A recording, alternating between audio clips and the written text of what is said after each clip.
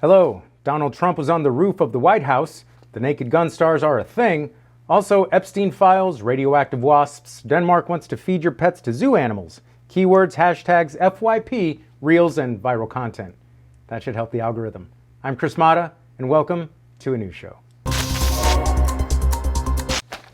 Usually we start with politics, but this week we're opening with something way more dangerous. Radioactive wasp nests in South Carolina. You heard that right. Radioactive wasp nests. Okay, radioactive wasps could be on the loose in South Carolina. Yeah. Now the question is, are they going to sting someone, turn them into a superhero? Will they mutate, terrorize the planet like Godzilla? Hey, maybe they're already underground, eating pizza, learning ninjutsu from a humanoid rat. You see where I'm going with this? What, News Nation has an open mic now? Cool, man. Who books that? Said every comic in LA while immediately sending in their reel. But really, federal authorities say there's no cause for alarm, but this dude from Savannah River Site Watch isn't so sure. So joining us right now is that group's executive director, Tom Clements. Great to have you here. So let's get right into it. Why are you skeptical of this Energy Department explanation? These wasps could have been gathering woody material to make their nest from trees that had been contaminated. And when you look at it, Savannah River Site is 300 square miles. They had 5 nuclear reactors that produced 36 metric tons of plutonium. So I'm just wondering what is going on here. What was that noise? Can we hear that again? Contaminated. And that reminds me of my favorite joke. Knock, knock. Who's there? Interrupting cow. Every time, man. Every time. You know, we take 1 week off, and in that time, Donald Trump ended up on the roof of the White House. Come down and talk to us. Good for your health. What do you mean? Rose Garden goes with the ballroom, which is on the other side. I'm sure we all looked at that and thought, I'm just wondering what is going on here. now say what you want about the president, but that was pretty brave of him to go up there with those cankles. What a patriot. Mr. President, what are you doing up there? Yeah, why are you on the roof? Is the roof leaking and you deported the last Mexican who could fix it? Were you looking for the Epstein files, or did you just go up there to brag? It's just another way to spend my money for the country. Are you considering a second story? Anything I do is financed by me, so you know where it's contributed. Just like my salary is contributed, but nobody ever mentions that. He's literally shouting from the rooftop how unappreciated he feels.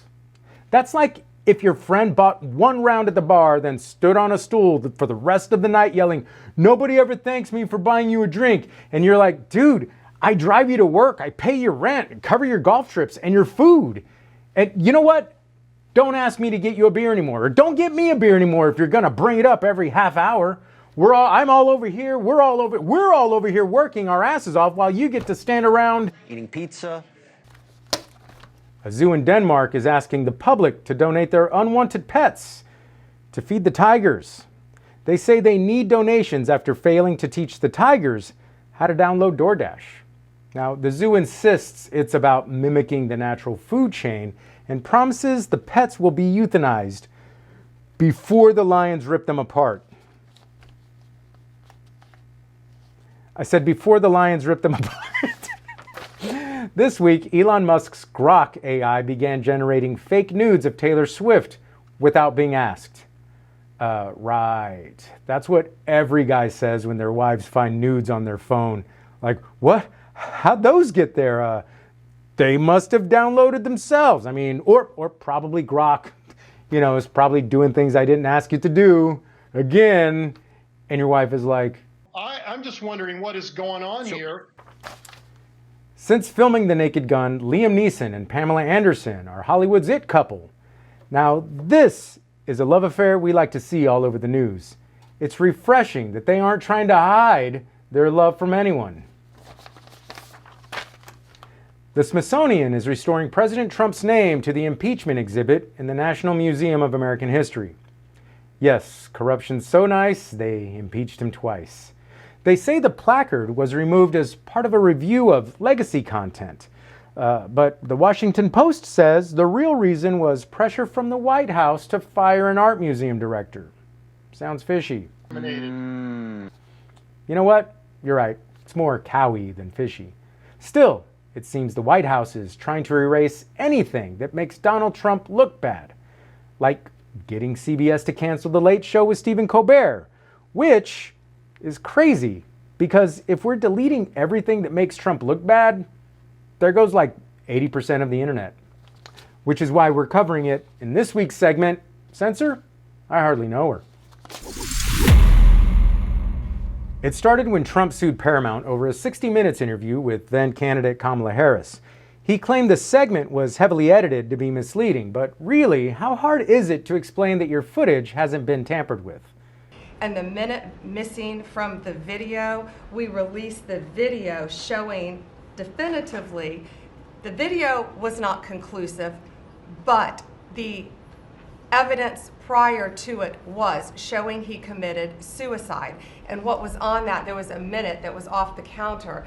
And what we learned from Bureau of Prisons was every night, they redo that video. It's old, from like 1999. So every night the video is reset, and every night should have the same minute missing. So we're looking for that video to release that as well, showing that a minute is missing every night. And that's it on Epstein. I stand corrected. So instead of fighting, Paramount settled and paid the president $16 million, which Colbert called a big fat bribe. In the bribe's defense, it's not fat, it's just big boned. Now, Paramount was merging with Skydance to become a next-generation global media and tech company. And $16 million goes a long way toward making sure no federal regulator gets curious. Oh, and as a bonus bribe, they canceled the show of a guy Trump's hated for years. They say firing or canceling Colbert was a financial decision, but we all know it was because Colbert fat-shamed a bribe. It's really a matter of what message the corporation you work for stands behind. Because how else does Greg Gutfeld still have a job? This is why the criticism doesn't matter to us when you call us Nazis. Nazi this, Nazi that. You know, I'm beginning to think they don't like us. You know what? I've said this before. We need to learn from the blacks. The way they were able to remove the power from the N-word by using it. So from now on, it's what up, my Nazi? Hey, what up, my Nazi? Oh, hey, what's hanging, my Nazi? Nazi, please. Thank God you did a hard eye there. What does it tell you, though? Wow. Some people call Colbert's cancellation an attack on free speech, but no media outlet has been a free speech platform since 1934, when the FCC was created. The government's been censoring for almost 100 years already. And before that, censorship was just your grandma yelling, "We don't talk about that in the house," before slapping you with the Bible. Man, I remember those days. You see, when I was younger, like in my teens, and I had a job, I got in trouble at work for telling jokes. And I know Stephen Colbert's job is to tell jokes, but even as a comedian when I got older, I've had club owners tell me there were certain things I wasn't allowed to say. Because you see, in this country, you think you can say whatever you want, and you can, so long as it's on a street corner. But if you want to say it at work, you better make sure it doesn't piss off the boss, which in Colbert's case, it did.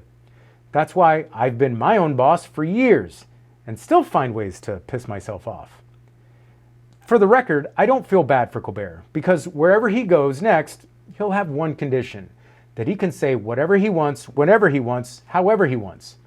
Even if he has to do it himself, like I do, in my tiny apartment, spending my own time and money on this show, editing for hours, writing, producing, hosting, for barely 1,000 views and no pay, and all the personal sacrifices I've made. But nobody ever mentions that. Be sure to like, subscribe, and leave a comment. It helps more than you know. I'm Chris Mata. Thanks for watching.